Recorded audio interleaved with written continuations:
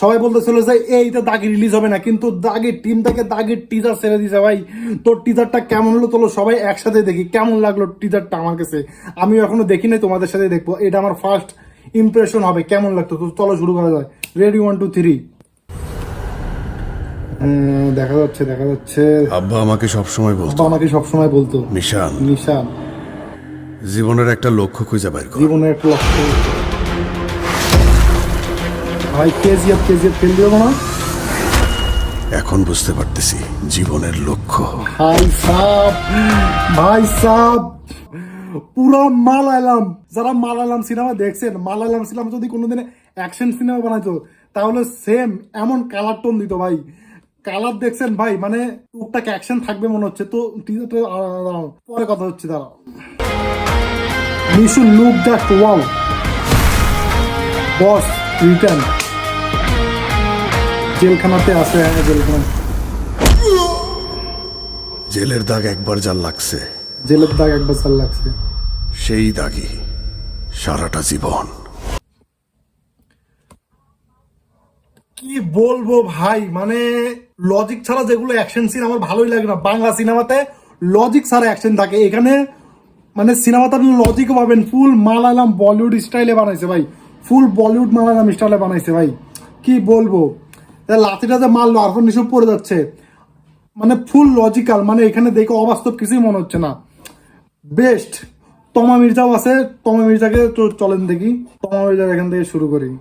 তো তমা মির্জা আছে, এটা আমি আগে থেকে জানতাম।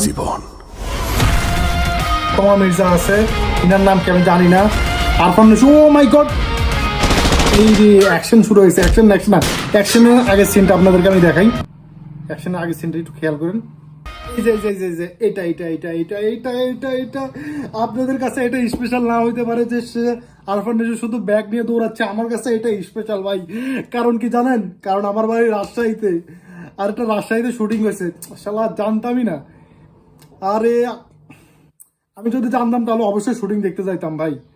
রাজশাহী শুটিং আমি জানি না, রাজশাহী শুটিং গুলো আমি অবশ্যই যাইতাম দেখতে। তো দেখা শুরু হোক। তো রাজশাহী সিনের পরে কি শুরু হয় দেখি।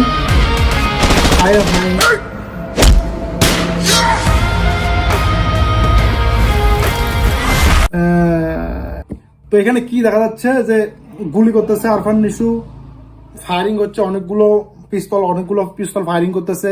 আরফান নিশু গান ধরছে। তো দেখতে জাস্ট অমাইক লাগতেছে ভাই। সিনেম্যাটিক বেস্ট সিনেমাটোগ্রাফি, যেটা শাকিব খানের তুফান বরবাদ সিনেমাতে মিসিং ছিল। তুফানে ভালো ছিল কিন্তু বরবাদে মিসিং ছিল। এইখানকার সিনেমাটোগ্রাফিকে চুম্মা, শুধু চুম্মা ভাই, চুম্মা। তো পরের সিনগুলো দেখে দাঁড়ান, পরের কথা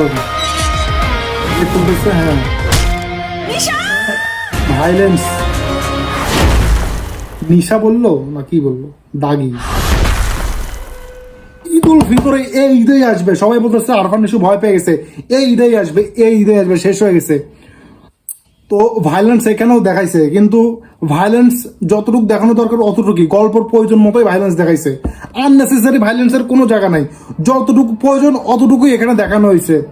আর কি বলবো ভাই, আরফান নিশোকে জাস্ট ক্যারেক্টারটা, মানে আরফান নিশো একবার খেয়ে ফেলছে। যে ক্যারেক্টারে সে ক্যারেক্টার প্লে করতেছে, যে সে কোনো এক কারণে জেলখানায় চলে যাবে। আমার মনে হইতেছে এটাকে আরো অ্যানালিসিস করে আমি আরেকটা বানাবো, তাও আপনাদেরকে বলি।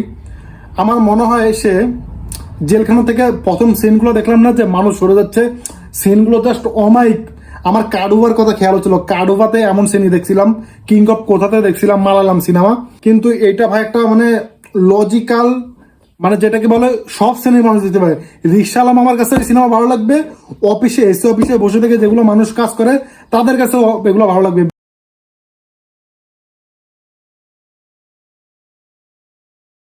আমি চাই আপনারা ফ্যামিলি নিয়ে সিনেমাটা দেখতে চান ভাই। আমি আরেকবার দেখতে চাচ্ছি সিনেমাটা, আমি আরেকবার দেখবো। আমার কাছে জাস্ট মানে বেস্ট মনে হয়েছে আমার কাছে টিজারটা। এটা টেইলার কিন্তু না, এটা শুধু কাট দেখাইছে আপনাদেরকে টিজার।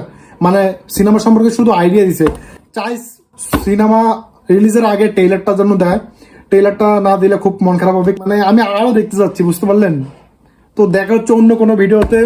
তো এগুলো সবগুলোর আরো অ্যানালাইসিস ভিডিও বানাবো, তো চাইলে আমাকে সাবস্ক্রাইব করে রাখতে পারেন। দেখা হচ্ছে অন্য কোনো ভিডিওতে।